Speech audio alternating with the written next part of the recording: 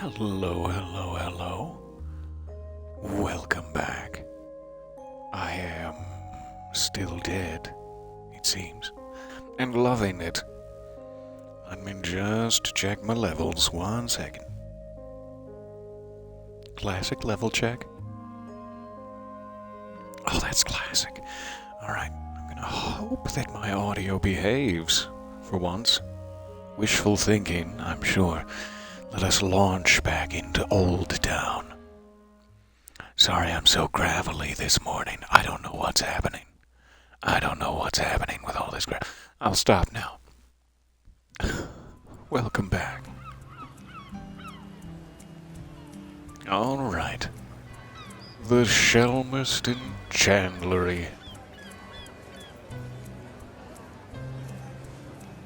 I've been playing a bit of that Power Wash simulator game, so I'm looking at this anchor and thinking, oh yeah, I could clean that.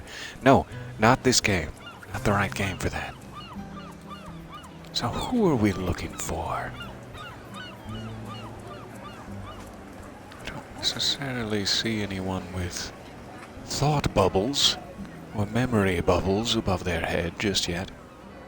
There's a lady. Hey, lady. At the Crab Shack. Sally Mapes, Ogden Beckett's widow and former florist. That's such a funny way of putting it under the circumstances. Sure. We'll start here.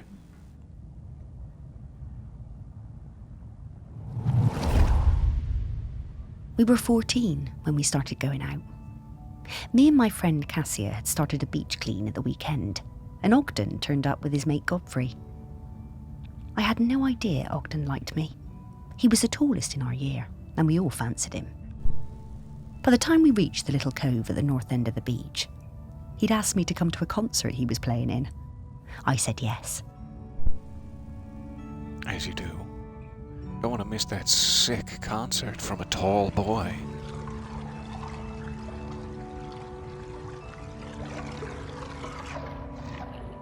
Ooh, too far. We'd been going out for a few years when I applied to Floristry College on the mainland. I didn't tell Ogden.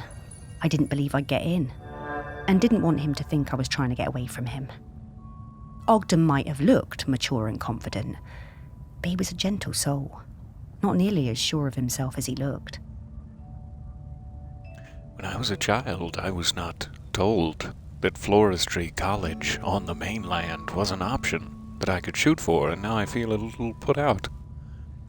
Especially since I didn't end up getting any education whatsoever. That I could have been going to Floristry College. And he was gutted. I felt terrible. I didn't want to hurt Ogden. He said he didn't mind, but I could see he was covering. My last week on Shelmerston was really hard.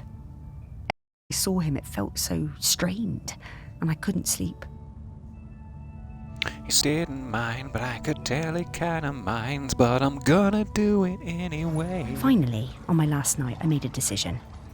I would take an apprenticeship at the garden centre on the island instead, so we could stay together. It felt like the right thing to do. I would tell Ogden in the morning. Limiting your growth at Floristry College for some tall boy? How dare you? Sally, you spread your wings and fly. But when I opened the door the next day, I found Ogden's Sousaphone left on the doorstep. I was terrified. What did it mean? What had he done? What had he done that he wouldn't need his Sousaphone? I ran down to his house, my heart in my mouth. His mum, she never did like me, was a little bit smug. She told me Ogden had sailed off to New Zealand. He was headed to Christchurch, she said, and didn't know when he was coming back. Then she shut the door. In there. There we go. I was more than a bit tearful, but, I think we both needed to have a bit of an adventure.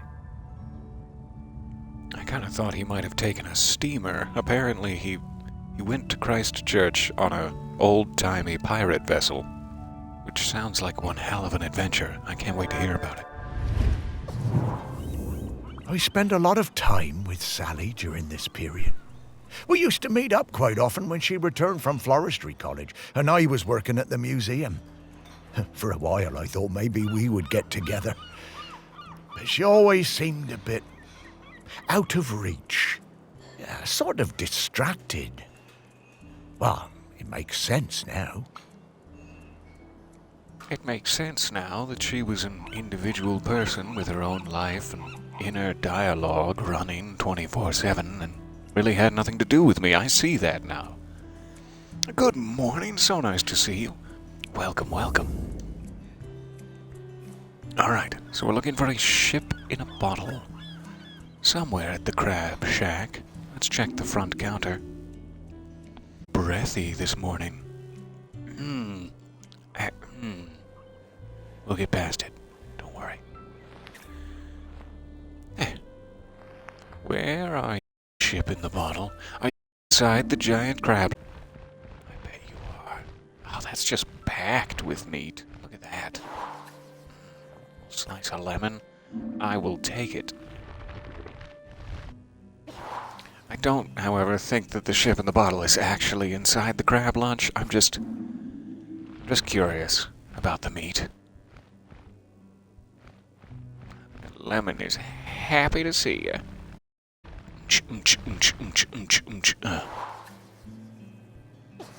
Alright, on counter.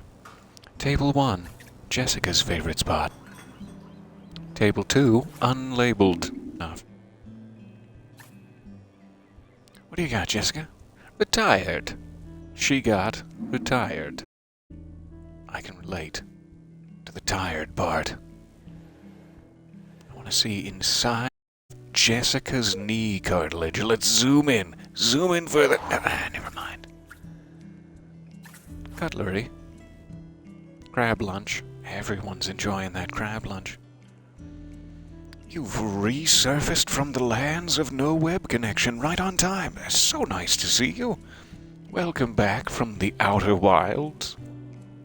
It is a pleasure to see you there. The cutlery, just in case.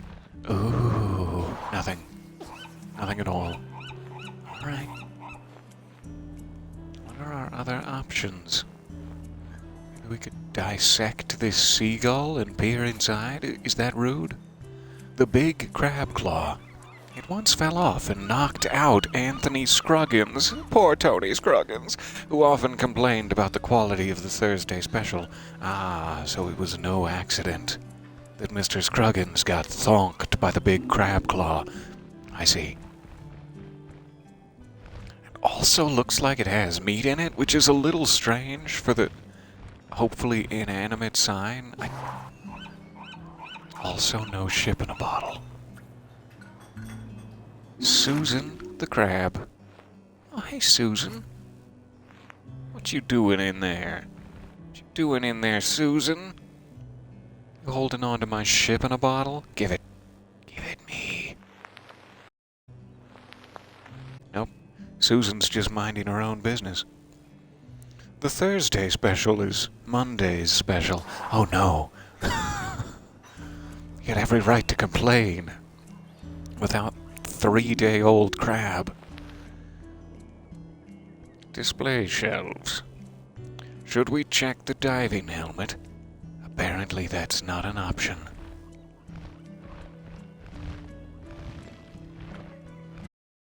Okay. They hid this one pretty well. Didn't want us to find the old ship in the bottle, I guess. Ah, we could go through. Some lovely rowboats in there, lost amongst the rafters. More display shelves. Aha! Is there a ship in this? It's a big bottle. It was given... Jackie Clemens was given this bottle to celebrate 20 years of the Crab Shack being open by Sally Mapes. Let me see. Yeah! The HMS Indefatigable, if you'll pardon my French.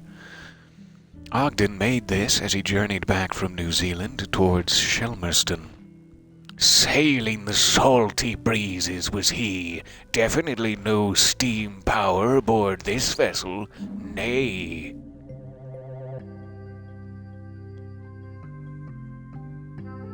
I love these little, pardon me, little search and find puzzles. Such a delightful way to spend the morning. There? Hello, hello. I'm gonna have to pay for that door. But I like paying for doors, so thank you. You've afforded me an opportunity here.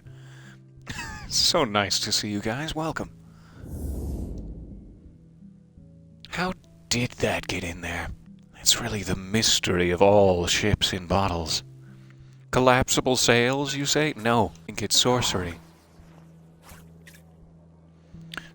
That was my nickname for a brief time.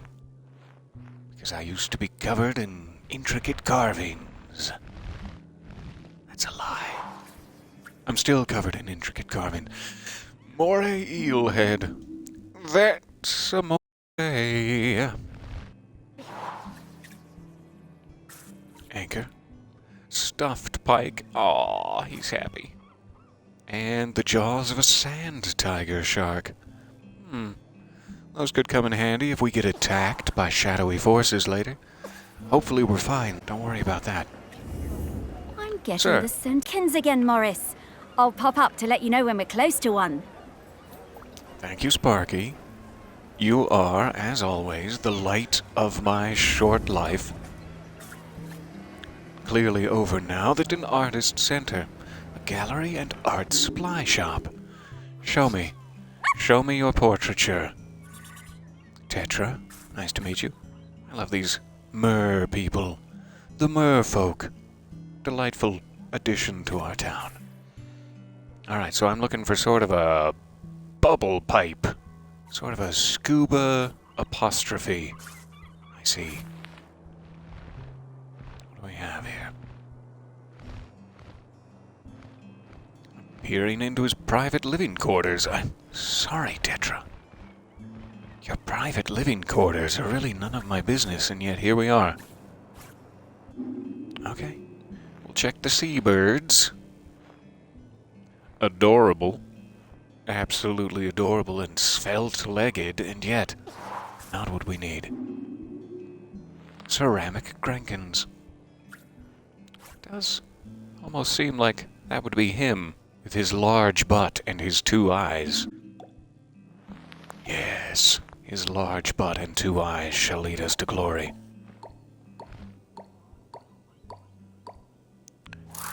Duba apostrophe. In action.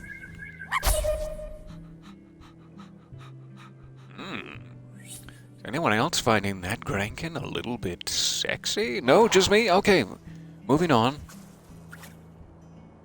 Thank you, Tetra. It was nice to see your private living space. Let's get a peek at these portraits while we're in here. Egret in flight. The egret shoots as it moves across the dungeon spike with, I don't know, skulls trapped in it. Clearly that's what that is. The Shelmerston Caldera. Not zoom-inable. Okay, a Scottish scene. Also not zoom-inable. Waiting for the boats to come in. Zoom-inable. Arr, what a rough life it be, waiting and waiting for the boats. At least I have this tobacco to guide me. Sir. Bringing in the catch. The catch of the day. It's Monday's crab. Dawn on Shelmerston Beach. Well, that's just the start of the game. You can't sneak that past me. I see a reference when I see one with my eyes. Quayside houses. Aww. Quayside. Alright, thanks, Tetra. Love you, smoochies. Bye for now. Shelmerston Suites. Seemingly no memories, but maybe a Grankin within. Let's check.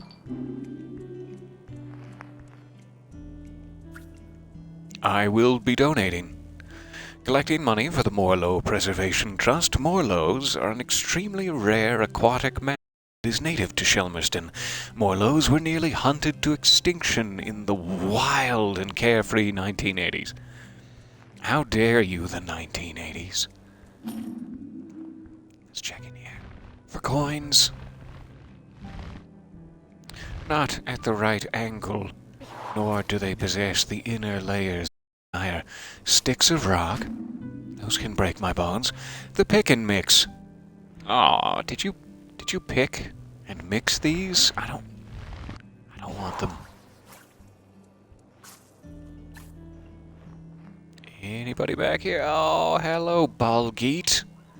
It's so nice to see you. It's so nice to see Balgeet at a time like this. Shh, shh. That's right. You just keep... Just gonna take a quick... Okay, you can't, bisect the cat and peer inside. That seems fair. Leaving the table. Well, I mean, he's kind of on a table, but it's a shelf. We'll call it a shelf. Got plenty of pick and mix to pick and, well, you know. However, none of it... Ah, these might be what I'm looking for. There we go. I was about to say none of it, but then that would have been foolish. Alright. Try from another angle. There.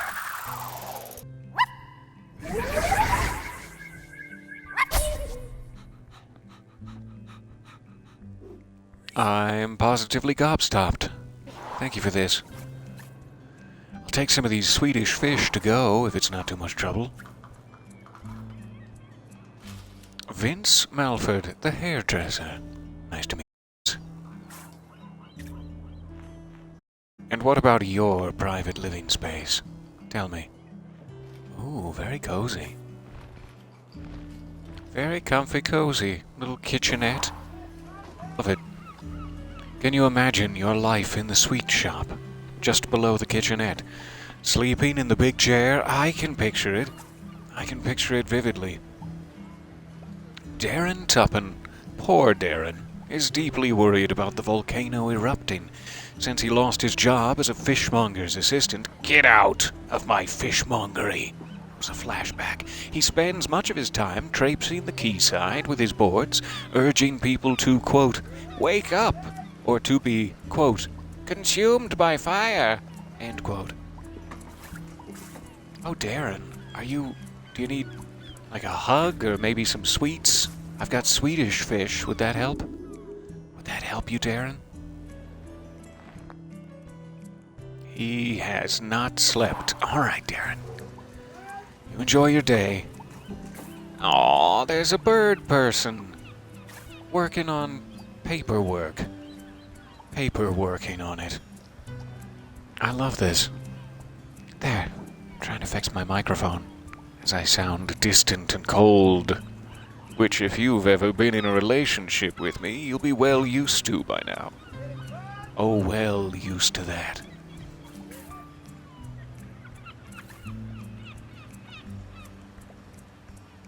Alright, I better not skip past our first memory here, or else I'll never find the gentleman again.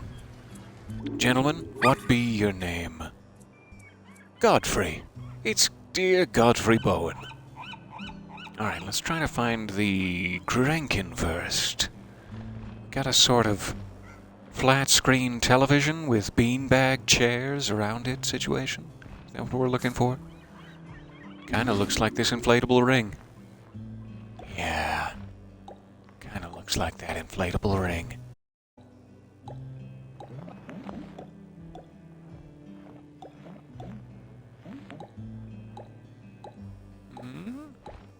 Oh, very close.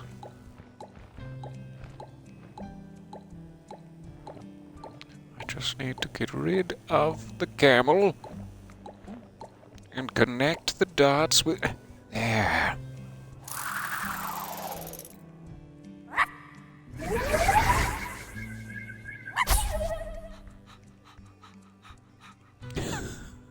I love Sparky's little tongue. It's my favorite of hers. Alright, Godfrey, sorry to keep you waiting.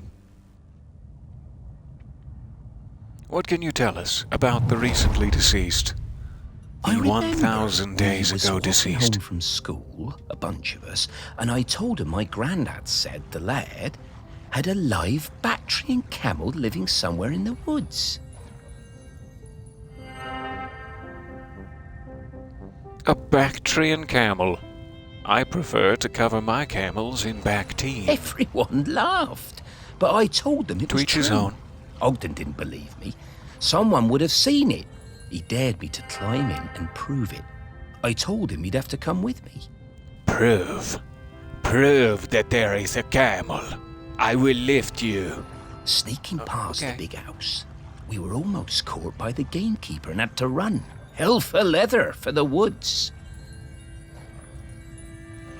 First time I was practically caught by the laird's gamekeeper, let me tell you. We reached the trees out of breath. I was bent What double. does hell for leant leather against mean, a tree. by the way? Ogden had I've better never really breath understood. control and he recovered quickly. He saw it first. The clouds parted, the moon shone down, and Ogden gasped. And then I did too. Was it? It was. It was a camel. Ogden sure thought better of his rather aggressive demands from earlier, now that I had indeed proven it. So hell for leather, is that like a saddle-based colloquialism? Is it something to do with reins? What's the origin there? I'm going to have to Google it. I'm going to have to spend some time alone in my closet just Googling and Googling. The next day, we were kicking ourselves. We had no proof. No one was going to believe us. But we knew what we saw. Shouldn't have been crying wolf all those other times in your past as unruly kids. No, it's not your fault. I believe you. I believe you, yeah, he Ogden. was a couple of years above these chaps at school. Oh, and he's right. No one believed them. We gave them so much stick. What does that mean? You gave them stick. Did you beat each other with billy clubs? What? This is not a good school. All right, thanks, Godfrey. I love you and your shirt. Nice colored shirt, by the way. All right, so I suppose I do have to, like, click into some of the places I'm skipping past, specifically for that reason. Looks like we're trying to find a coffee cup, perhaps. On the living room table. Ooh, liar's dice. You are a liar and you will spend an eternity in this Whoa, Davy Jones language. Alright, seemingly not the liar's dice cup. Let's try this one. The other liar's dice cup. That's the one. Eh?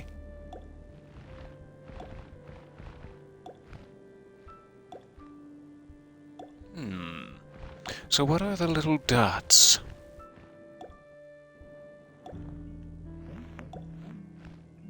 Presumably just that last little layer where all the ones are sticking up. How do I get just that layer? That is a very... razor thin margin of error there.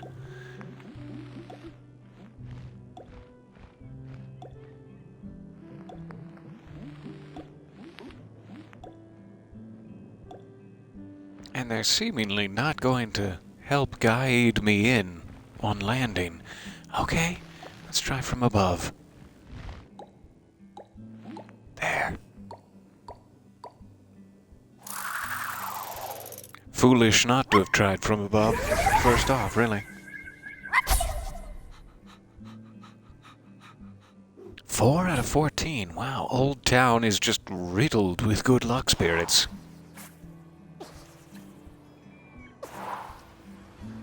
I guess they need it. Alright, the big scoop. One of the first Ooh, pardon me. Let's not kind. One of the first fish folk. You can't just combine it into one abbreviation. Businesses established on the island. The Big Scoop was opened by Tang and their family in 1994 to showcase their skill in making ice cream using a range of seaweeds cultivated in the sea caves beneath the island. I must taste this. Take me thence to the seaweeds. Hello, Tang. Oh, they're so cute. Alright, I'm looking for some sort of rack? Perhaps of ribs? I'm not entirely sure.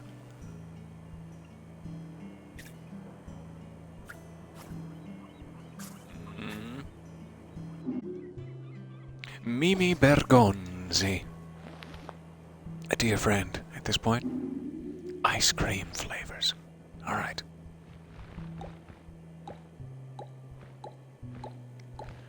Have the cooling system. All exposed and goose pimply down there. I love it.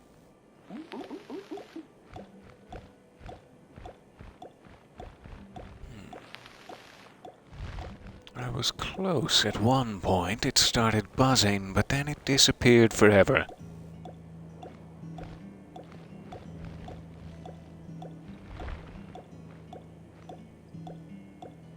I'm guessing it would be those as the grid line part of it, but then how do I get just a little skosh of tank involved? Just a little skosh tank. Because that would make the tanks disappear. It seems like it has above, but maybe it's from the side. Yes, there we go.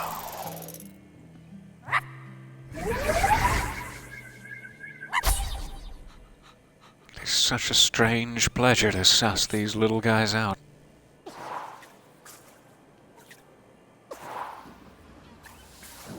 Alright, so what else did we miss? We did the art gallery, we did Shelmerston Sweets, the Kipper Company. Let me read the description. Proudly smoking kippers, what? Since 1991, locally caught herrings, smoked over the finest sustainably sourced Shelmerston oak. Shelmerston Kipper Company was the first fish person-owned business to open up here. Does that make the Big Scoop just one of them? One of the first, yes. Strange. In my head I was thinking, no, the Big Scoop is the first I was wrong. Are you gorgeous? Mariana and her siren's call has lured me into the Kipper shop. Mariana took over the running of the Shelmerston Kipper Company several years ago, and does a roaring trade thanks to her ability to catch her own herrings, which keeps operating costs low. Fie on thee, fickle fisherman! She shouts, presumably. Most melodic of ways. Fresh kippers.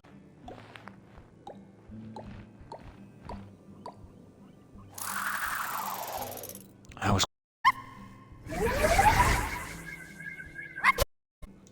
Doesn't take half, if you know what I'm saying. I don't even know what I'm saying. Alright, thanks, Mariana. Love you. Oh, wait, I gotta check out little Mr. Boots of Boxer. Oh. Polly. And the shop back. Who else? Fats Domino. Big fan. I love all the little like that you can find. If you just swung through at face value, you'd only ever see the 2 cats, but there are like 4 cats. Audrey's Seafood Bar. Looks like we're looking for a big old crab pot. Back here. Mussels.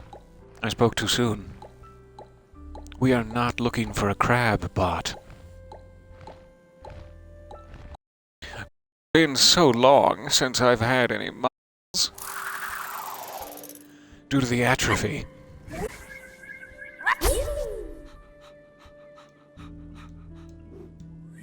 Alright, we're halfway there on Grenkins. Again, that is a completely optional objective. I'm wasting your time, but thank you for humoring me. Time for toast! A very popular shop with the fish folk, it seems. And I can see why, because of this riveting mascot. This building is the stern half of the Beatrice Anne. I thought for a second it was like, stern half, but no, literally the stern. A former Shelmerston fishing lugger, and was converted to brr and goo-goo in the early 90s. This toast room serves dry toast almost exclusively to the fish folk, and there is always a queue. Until they came up on the land. Pardon me, I ran out of steam there. Fish people had never eaten dry food, and they adore it. Toast is their absolute favorite, and is the main reason the fish folk integrated with the economy and practiced dry ciders. It is said that at toast they had no interest in money or clothes. My. We have a lot to thank Toast for, and a lot to be a little resentful of, then. Kinda looks like the handle of a butcher knife. Or perhaps this toast rack. No, not that toast rack. Do you have a butcher knife? Tell me. Oh, he seemed to notice me there.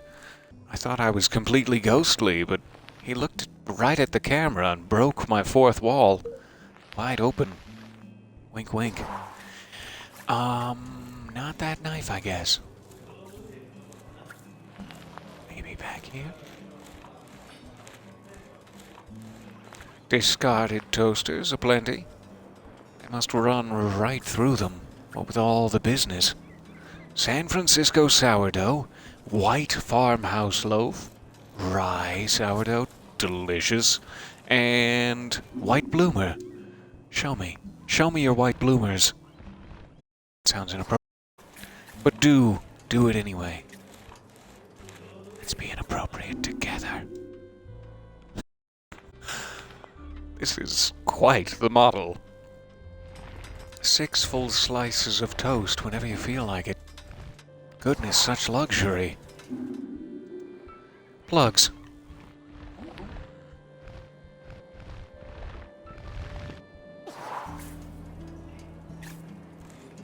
I am not necessarily seeing what we need.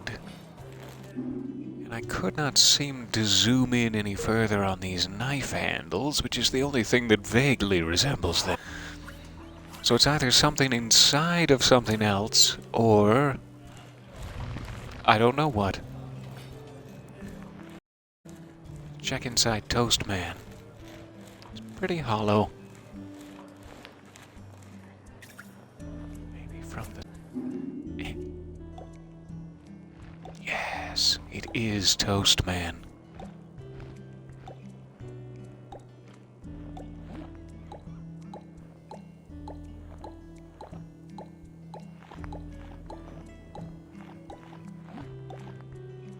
Just want to take a slice out of his butt.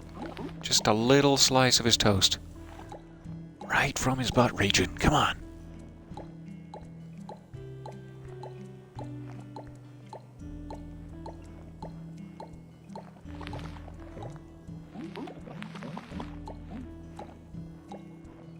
It seems to think I'm very close over here, and yet it does not seem tremendously, conducive. Does seem like his leg is sort of involved. There we go. Gotta get that leg. And then everything comes together. 8 out of fantastic. I love your shop. You are the cutest. Signpost. Bob Piper and John Dory. John Dory.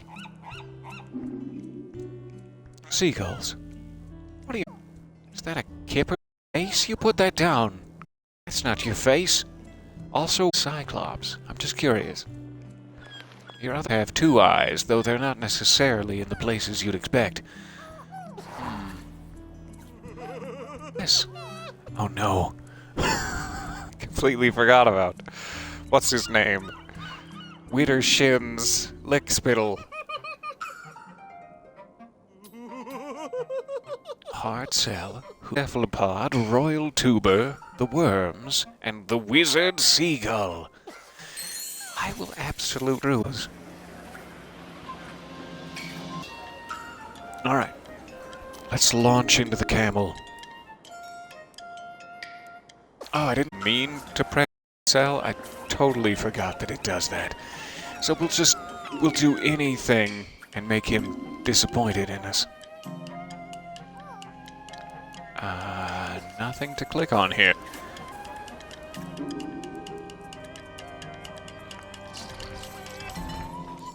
Just need to find anything. There. He's finally dead. Okay, back to Grenken. What is this weird sort of horseshoe?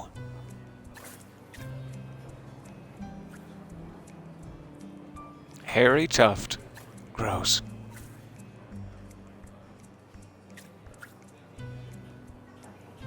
Godfrey, you were just standing in another shop a moment ago.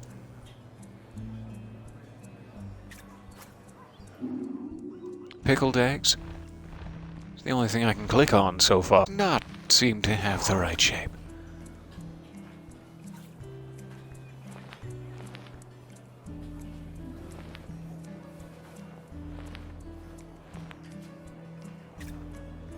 Alright, we've got a karaoke machine. Cannot interact with the dartboard.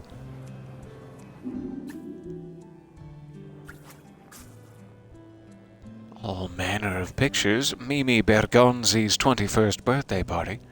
Pete and Val. New Year's Eve 2006. Completely off the hook.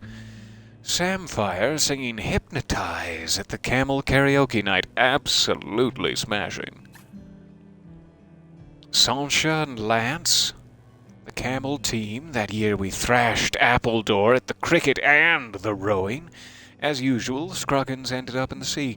Get out of here, Scruggins. To the sea with you. Shelmerston Silver Band playing at the Camel. New Year's Eve 2006. Still completely off the hook. The man, the myth, Tony Scruggins. Not the legend. Ogden winning the Low Tide cricket match, 1987. Fantastic collection of memories. Alright, still not what we're looking for. Here we go. Aha. 1/4 of a speaker, please. I'll take that to go. Please wrap it. Please don't let the juices drip out. I'd appreciate that. Alright, you guys enjoy your various pilsners. I'll be back. David Smith, a fisherman. Let's go into the chandlery, stocking a wide range of ropes and linens, what? Ropes and lines, boat hardware, safety equipment, maps, and charts. Whether you're a fisherman or a leisure sailor, we probably have what you need, and if we don't, we can order it in from the mainland. I would like you to order me in some eyebrows for David Smith. That'd be great. Alright, we're looking for some sort of a fuzzy thing with a magazine from a pistol.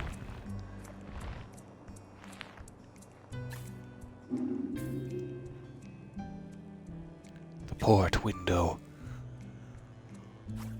Oh, pardon me. Nautical tape measure. I didn't know they made such a thing. I thought that a regular tape measure would probably do, even out on the sea. Boy, was I wrong. You need the nautical version. Boat cleats. Helps you stick into the grass out there at sea. What are boat cleats? guess that's where you tie the rope on? Depending on how much of an idiot you are. I swear I can read that. Give me another chance. An air horn? Would there be anything fuzzy inside of an air horn? I hope not. A winch. I'm winching just thinking about it. A marine radio. Seemingly not what we need, but has all these cute little electronic bits. Aww, they're so colorful. Nice to see you guys all gathered there. A spirit level. To left spirit. Stop. You stop that. Nobody asked you to go off. Alright, I spoke too soon. Again. I was gonna say, none of these seem to be what we're looking for.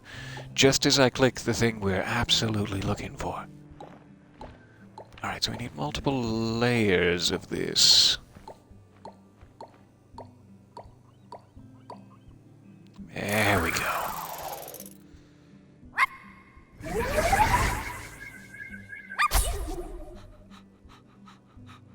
Hello, hello. So nice to see you. Yes, indeed. Early on a Sunday morning. I'm trying to be as refreshing as possible, and that's why I've spritzed myself with lime. I hope it's working. Oh, shoot.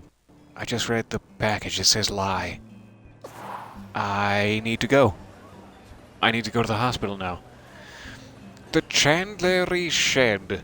I still don't know how to say that properly. They sell all of their larger items from this shed. It was originally the front half of the Beatrice Anne, a Shelmerston lugger that was sawn in half when she reached the end of her career as a fishing boat. You can find the stern of the Beatrice Anne just along the quay. It's called Time for Toast now, and it's adorable. Alright, does not seem to be a crank in here. Unless it's deeper in. Deeper in the parfait layers of the quay. To be. Goodbye. The Skylark. They work day and night fixing up this boat, but it never seems to get finished. Honestly, you can play for ages. You'll never see the end of this boat. Or the beginning of it? I don't know how constructing a boat works. Linguistically. I was wondering about the skin melting. Zesty. God, I've missed you guys. Okay, we do have a crank in here. Let's pull him out before we get to the memories. Looks like a very house-shaped thing. So we'll look for something that resembles Hugh Laurie.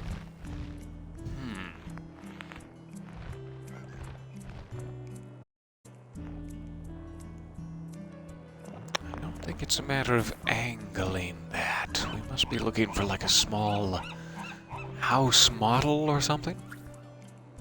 I'm looking for a small model. The whiskey still.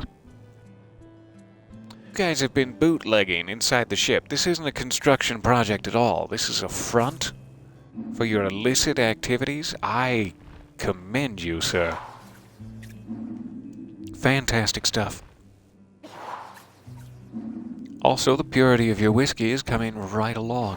I've peered my ghost face in there, and I can tell you for sure. Paint bucket. It is a shockingly similar shape, actually. Not what we need. Don't see anything else. Cupboards, perhaps. Perhaps. I've decided to add extra vowels. Alright, nothing shaking around in there. What was that note? Tell me about that note. This is not for drinking until our 500th bottling. Sheepshank Special Edition, you see. Tony, as discussed, I dropped the temperature of the first water to 61 degrees. Let's stick to our standard temperature. Excuse me. To our standard temperatures for second and third water. With a hotter sparge than usual, eh, what? I do like a hotter sparge than usual, if I'm being honest with you.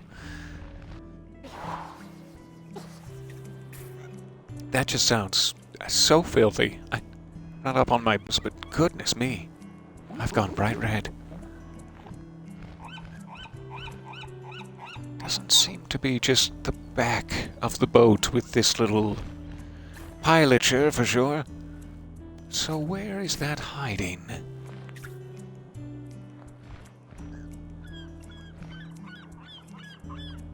I wish I could zoom in on those controls, but I cannot.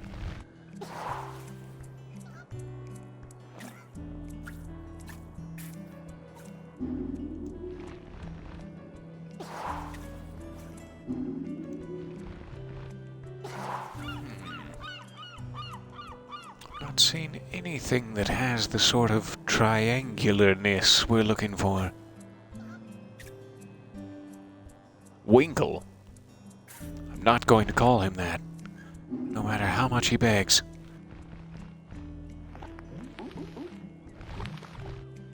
Nothing is vibrating either, so we have not even found the right menu. What's this? Ah, toolbox. That looks like the one. It's just hiding behind the bootleggers. Try from this angle. There.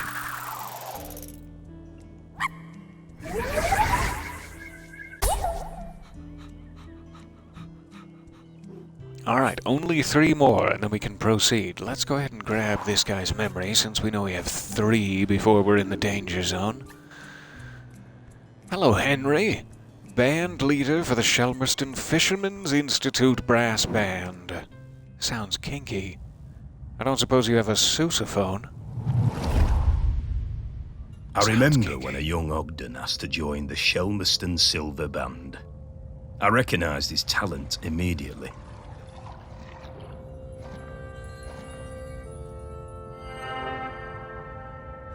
He could play anything, that lad. Literally anything. Eventually he settled on the sousaphone, which he always insisted on playing with his lucky bronze mouthpiece. I thought he was going to say his lucky mouth, and I was like, how many did he... mouth? One evening after the Silver Band played a storming concert in the Camel, Ogden and Sally got it into their heads to go for a night swim in the harbour, young love and all that. Ogden left his mouthpiece behind, and when we came back the next morning to pack up, it had disappeared. It really rattled him. Ogden was worried he wouldn't be able to perform without it, but of course, next time we played, he was just as good as ever. Didn't need any lucky mouthpiece, Sir Ogden. Turned out it was a placebo. He could play anything, that lad. And yet, sentimentally important. Let's find it, shall we? Ogden was so talented. A real virtuoso. Oh, I loved listening to him play. Ugh, speak for yourself, Morris. It was a terrible racket. What sounds do you like to hear, Sparky? Just anything but the sousaphone, I imagine? With your extra sharp hearing. Okay, so we gotta go back through some things and try to find the mouthpiece.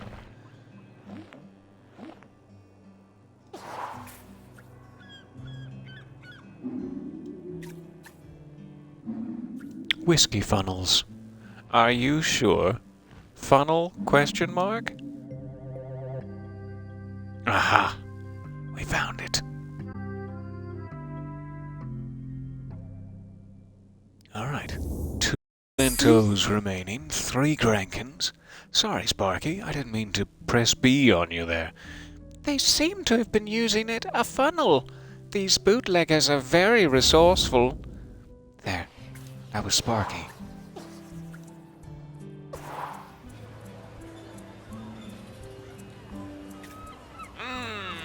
Colin Pickering seems... and aren't we all? The fish market. No Grankin. Interesting. Let's go ahead and grab the memento then. Simon Grund, the cricket umpire. It was Part the of my island cricket match out on the empire. volcanic sandspit. We had lost to Appledore for the past 3 years, and it was my first year as captain. I didn't want another loss on my watch. Ogden had just come back from New Zealand and told me he'd be up for it. I wasn't sure. I remembered Ogden from school. He was lanky and good in the field, but batting... not sure. He was lanky and, well, how do I say this? Good in the field? I loved Ogden him. showed up with his own bat. He told me he'd won it in a pub in Dunedin and that it had belonged to a famous New Zealand player. I wondered whether I should put him into bat at all, but Ogden whispered to me that he'd been playing on deck all the way home. I knew Ogden wasn't a bluffer, but he was never the guy who got picked for the first team at school. Still, I had nothing to lose. I do not know enough about cricket to really know what's going on at all, but I'm following. Ogden hit a six with his first stroke. We went wild! And just when I thought it must be a fluke, he hell hit another, yeah, six. and another. I'm so proud. He was a machine! So many sixes in a row. He's really playing on deck. Ogden I'm hit involved so in many this. cricket balls out into the sea that we had to stop play. We'd run out. It was a stunning win, and we carried Ogden back across the sand and into the Camel. Even the match pretty much single-handedly, he insisted it was all down to the bat and plenty of practice. Ogden was solid gold. Since I lack the context to understand these cricket terms, it just comes out seeming filthy. It's just, oh my. I've got bright red hearing How's about that? these events. What a great day that was. And we've beaten Appledore every year since. Those poor chaps never did recover from Ogden's incredible batting. Are they still rubbing their sore butt cheeks? How does cricket work? Alright, so we're looking for a barnacle-covered cricket ball. Perhaps inside the water tower. Oh, hey there, Slippery Derrick. That must be the Houdini cephalopod, I imagine. Octopi, I could have just read the description. Octopi are famous for their Houdini-like ability to escape any tank or trap. This one is thinking of making a break for it. Run, Slippery Derrick! Slide your way to freedom. I believe in you. So we could get one of the riddles, which would be nice.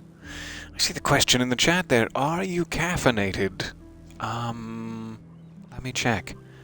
I had a protein smoothie this morning that was Dutch chocolate banana.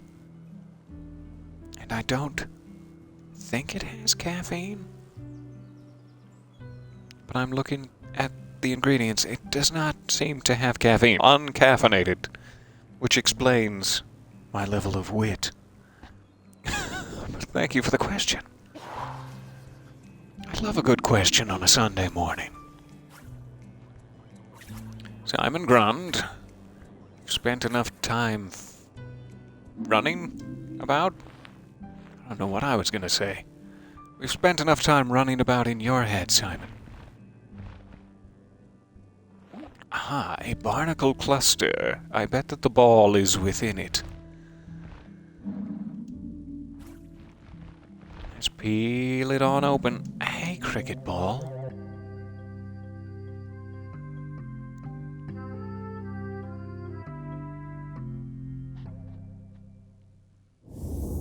Hey, Morris. Remember when we found one of these heavy balls on the beach and I dropped it on your toe? Ouch. Do I ever? Even as a ghost, I still remember the pain from that day, Sparky. But I'm not bitter about it, no. No, I'm not bitter about it. So remember the water tower. We will fly this way to the Teehee signpost, Exhibit A, and Houdini cephalopod. Whoop!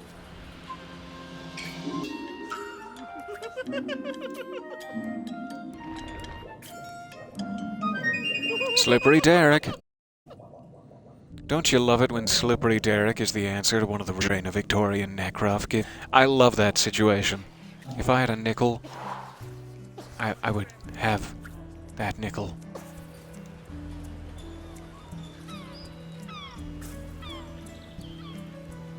Seismologists, tell me, are we in imminent danger of dying from the volcano? Because, I mean, I'm already dead, but are you guys in your puffy vests? Doug Bradfield and Angie Potts are seismological postgraduates from University of London who have been studying Shelmerston for several years. When their remote instruments detected unusual activity, they headed straight for the island to investigate Seems a little rash.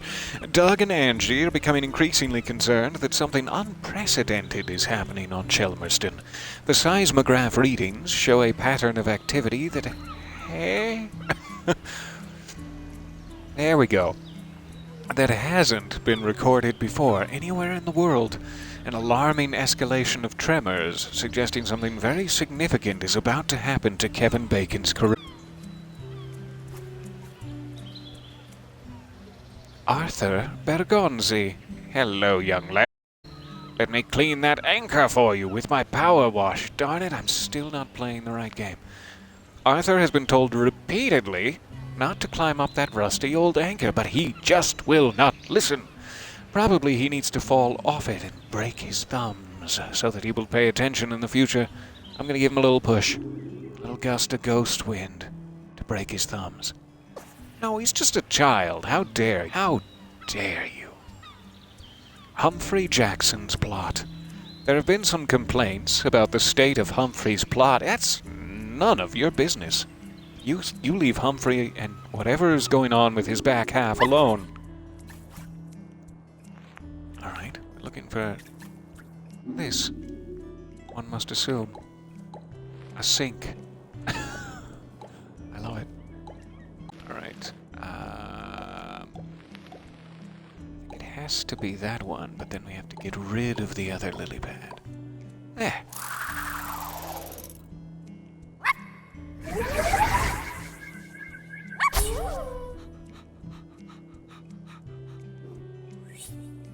So sorry, catching up to the chat a bit here. I'm so happy to see all this life news. And the procurement of a bachelor's degree in English with minors in creative writing and education. Good God, how magnificent. I'm so proud. I'm so proud and teary-eyed. Alright, we got the Grankin from Humphrey Jackson's place. Let's see what's in his storage shed. I mean, while we're nosing around. Definite corpse. I mean, it could be gardening implements. That's corpse preparation material. Pot stack? Filled with garlic? Or onions? A little hard to tell. Could be either. Laura Baxter's allotment. Does not seem to have a Grankin in it. Nice to see you, Laura. Nice to see you in your magnificent stream. Ooh, yeah, shake it. Shake that stream. Alright, moving on. Rebecca Short's allotment, not interactable. Vince Malford's vegetable patch. Sure. Just abandon it halfway through. The bee field. I'm being stung. Judy, would you mind disrobing for me so that I might wear your beekeeper's outfit? That's fair enough. I mean, you are the only physically alive and here right now. You should keep it. You should keep it. Alright, so it seems like we have some of those flowers, maybe like a smoke machine? And something round. Like a dog bowl. Something round like a dog bowl. Oh, it's not a smoke machine, it's Mr. Whiskerable, Judy's pet cat. I was thinking it was one of those beekeepers. Calm down and smell this smoke. Alright, one more grind, and then we can move on. Thank you again for bearing with me. This is such a charming little experience. Alright, we finally reached the end of the quay there. Swoop our camera way, way back. Head this away. Shelmerston Museum, not interactable. We did the Kipper Company Crab Shack. All the way up to Big Scoop, for sure. We have the Queen of the Isles. Let's see if there's a interaction point here.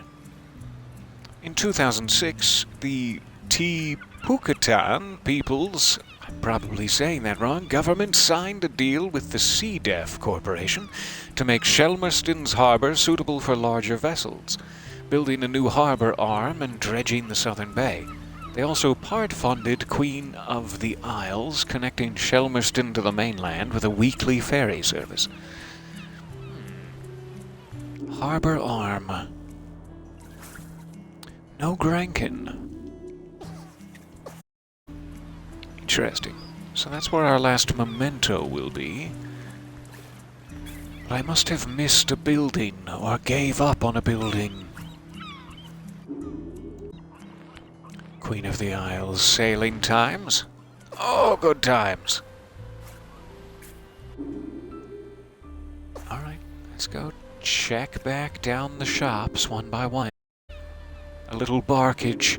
Oh, you know, I got the memory here, but I didn't actually find the thing, did I? How foolish of me.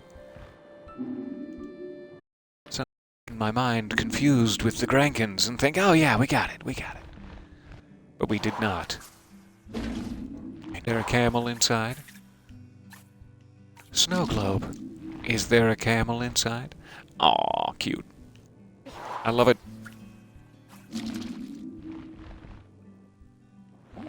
It's the entire island, but no camel.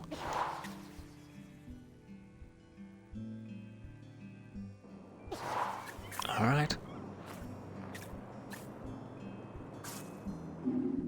Trinkets. Doesn't seem like anything could camel in here, but who knows? Cute. Local legend has it that Grankins are mysterious fairy-like sprites that have always inhabited the island. You will probably never see one, but if you are lucky, one might leave footprints in your... or cause your chimney to become blocked with butter. Oh, my chimney is delicious! Collection box. Camel? I know you're in there. Postcards, pencils. Pencil goblin. Love those things. That brings back nostalgic memories. Ah. Alright. Nothing in the cupboards either. Fair enough. How about back here? Foam swords for the kids.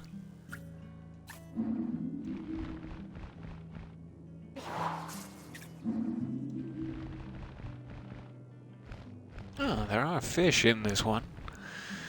I wonder if they're big enough to hold a camel.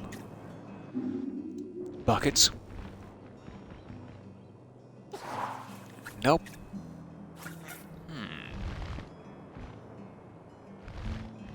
Doesn't seem to be anything on the upper levels, so we're kind of running out of options then.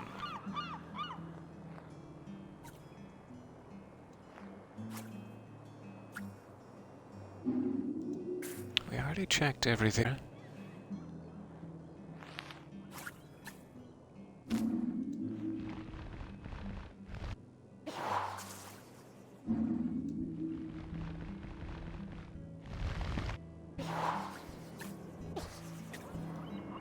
And I'm assuming it is in this shop since it gets bigger, like it does the Camel logo up in the top.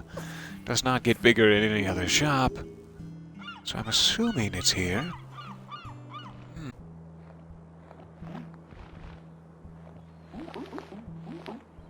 Check around back. I mean, this is, yeah, technically a camel, but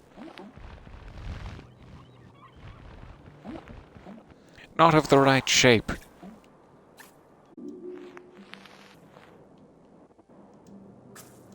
can't look in those boats. We could look inside of a whistle.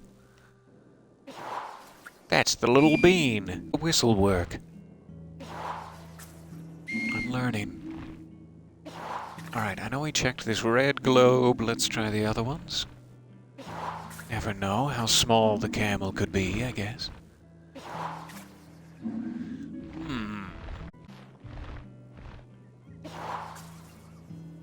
It seems... Rechecking the other...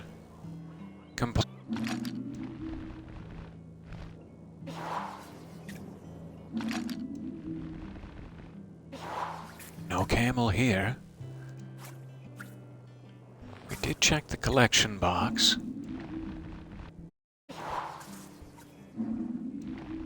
Very small camel indeed, to fit inside a pencil topper.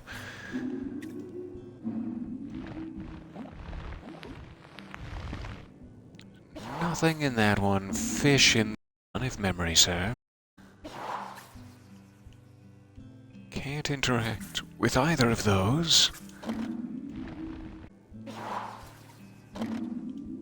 I guess it could be like a picture of a camel. It doesn't necessarily have to be like a small figurine, which is what I have been looking for. But it does have to physically exist, is the problem. I'm starting to wonder. We kind of double-checked all of these.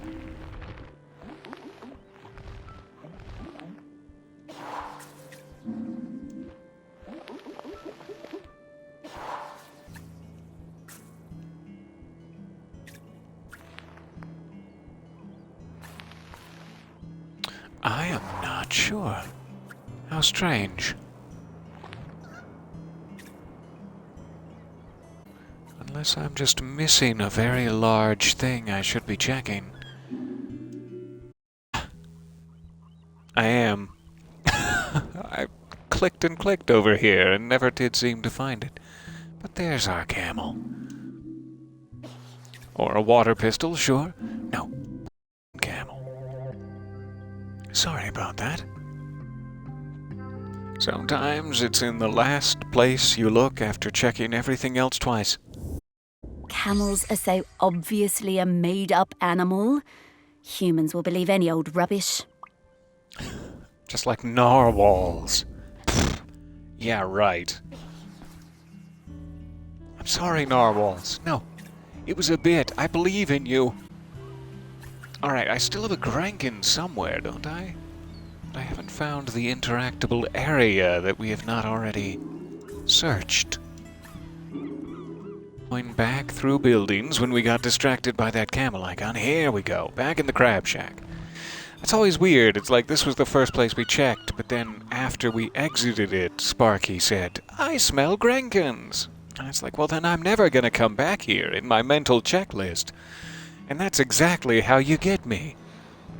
You genius game designers. But also, if it's possible to just have Sparky immediately start smelling Grankins, that would be a genius move too. Alright, that's to go off of. But, here we go.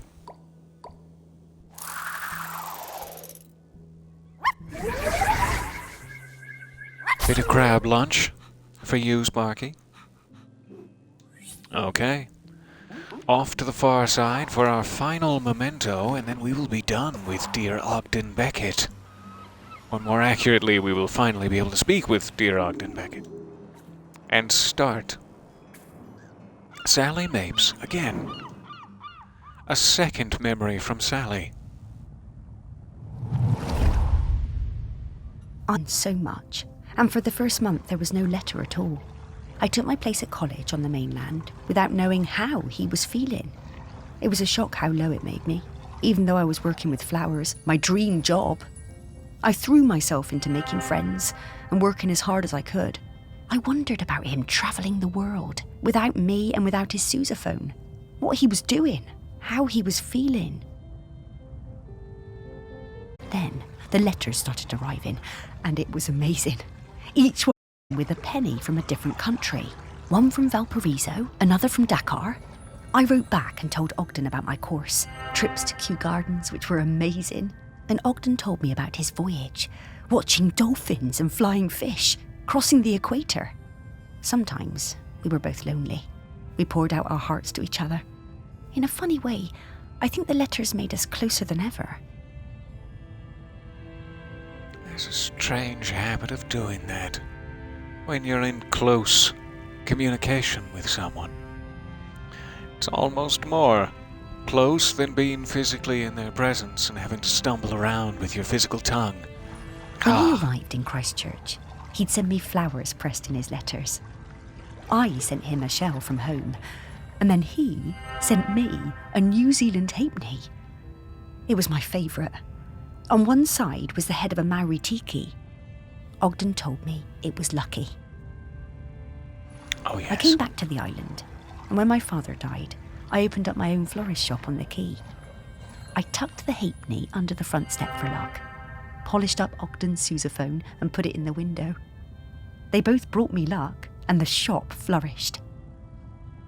One day, Ogden showed up at the shop, completely out of the blue. He Completely told me naked. there was I mean, no out one of the like blue. Shelmerston, and no one like me. I was so thrilled I asked him to marry me there and then. He said Good for you, yes. Sally. Good for you and your tiny shorts fiancé. The lure of Shelmerston. It always pulls people back when they try to move away.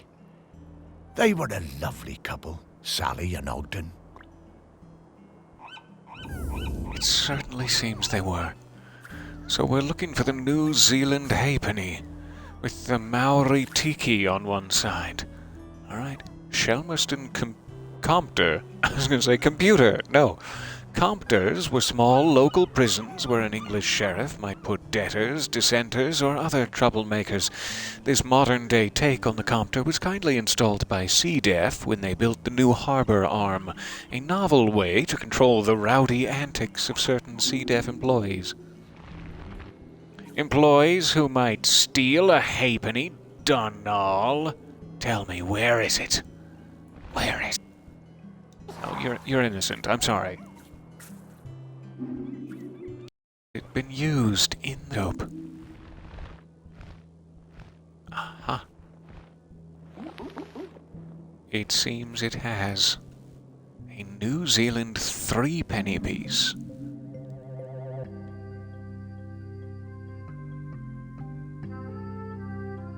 Why, that's like 6 halfpennies, but okay. Yet one good thing about being dead, I'll never have to deal with counting change again. Oh, thank goodness. Because it's so dirty. It's just, it's not just the inconvenience and time sink of counting it, but the fact that it's so dirty while you're doing so.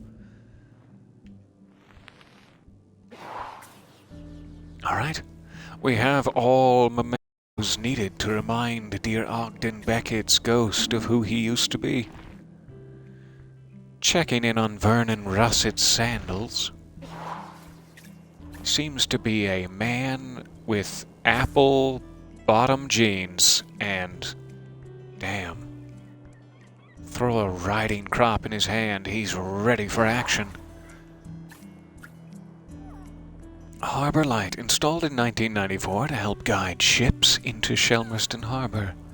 Oh, so nice to see you for a bit there. Hope it's a good day for you as well. Sorry to miss you if I did. But thank you for stopping by. All right. Sparky? Yes. Take it a very away. distinctive odour indeed. I reckon I can find him from this. I come, Ogden.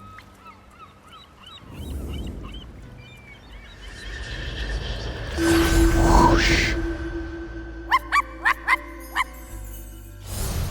Whee.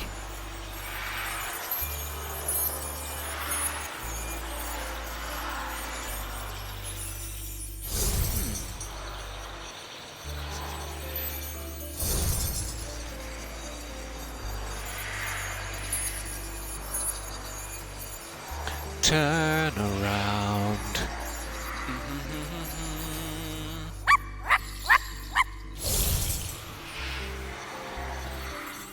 Is that it? 9 out of 12. I need more.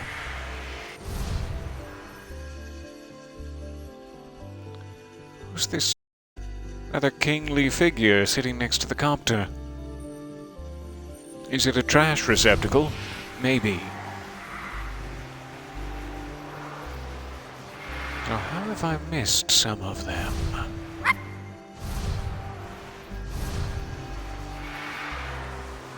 I certainly didn't see any this way, but it's sort of strange how lacking this way is. You take a low to the ground pass.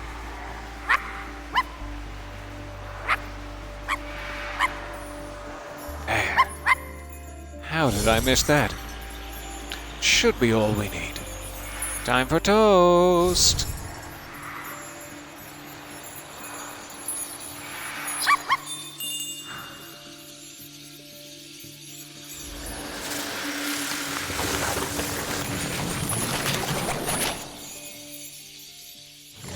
Reform yourself, Ogden, I beg of thee.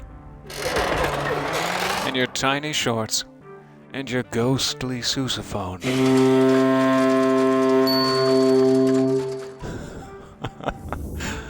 This game is amazing. Oh, this feels so Such a good time. Terrific to see you, Morris. Oh, it's great to see you too, mate. Have a stretch, Ogden. We have a question for you. Sparky, owner of the very finest singing voice on the island. What can I do for you? Well, it's about the custodian. We need a replacement. Ah, yes. I've heard that volcano rumbling. Poor Aggie must be very tired. Yes, she is. We need a replacement. Oh, you want me to be the custodian? And Well, I can't I'm do it honored, because of but, bureaucratic red tape. I can't. Are you sure? The island is in dire need. I know, and I sympathize, but Sally is the other half of me. I need to watch over her. Everything else may be changing, but she's my constant, and I'm hers. Aww. I need to go into the West with her when it's her time. Good for you, Yes, Ogden. I understand. Don't You let a two always florist, did have an a former enviable florist connection. like Sally, let go that easy. We were very lucky to find each other. And I'm still lucky just to watch over Wasn't her. even a sentence, but you Makes know this what I mean. place still feel a bit like home, even as it changes. So I'm going to stay.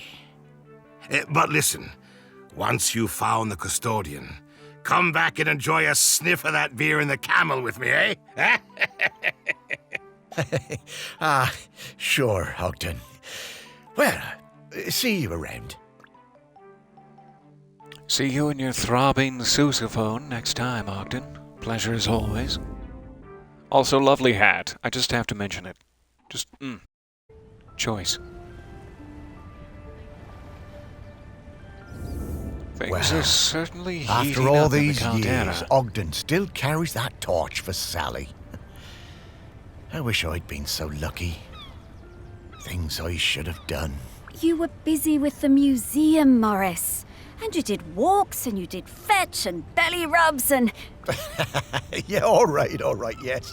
I was very busy. Thank you for I reminding was me. really You busy did with plenty. the fetch and the belly But rubs. now you need to find the next custodian. Hey, how long has Aggie been custodian? Oh, a little while now. You've met her, actually. I have? Well, her body, anyway. In the museum. What? Her body? In the museum? Oh, wait! That's right, Morris. The Bog Lady. The Bog Lady of Shelmer. So she does have That's a name. Aggie? Well, that's her body, I'm anyway. so glad. Her spirit is all around us, of course. But Aggie is Bronze Age. 3,000 years. She's been custodian all that time? Yep. Wow. No wonder she's tired. More tired every minute. We need to get to the next prospect. Greg Litherland, at the campsite. Greg. Mr. Litherland, Okay. I brought you this bag of snakes. Just by the linguistic sound of your last name, I thought that you might enjoy that. To the campground! I adore this game. I had better try to go find some caffeine here before I lose my mind. But we will be back to the campsite to suss out Greg The Litherland. one part of the island I never next time. spent much time at. And I cannot wait. I never cared for Thank you for hanging out with me. Although we did find a lot of Bronze Age goods down here. We won't interrupt Really Morris, though. fascinating bits and bobs. I reckon this was an important place once, and not just to shellers. Oh, there's so many great smells here. Oh, and so many rabbits to chase. Stop it, Sparky. You have a job to do. Marshmallows! Dropped I sausages! suppose I do like it better up here now I don't have to worry about combing all those burrs out of your fur. At least this part of Shelmerston isn't changing too much. Yes. Now let's sniff out Greg. Yeah, I always found Greg a bit difficult. That business with the owl of his. He wasn't a bad guy at heart. Just liked animals a bit more than people, sometimes. Maybe. But That's fair. who can blame him? Let's find some people who remembered him. Dig a little deeper. Memories of Greg Litherland. Here we come. I love this game.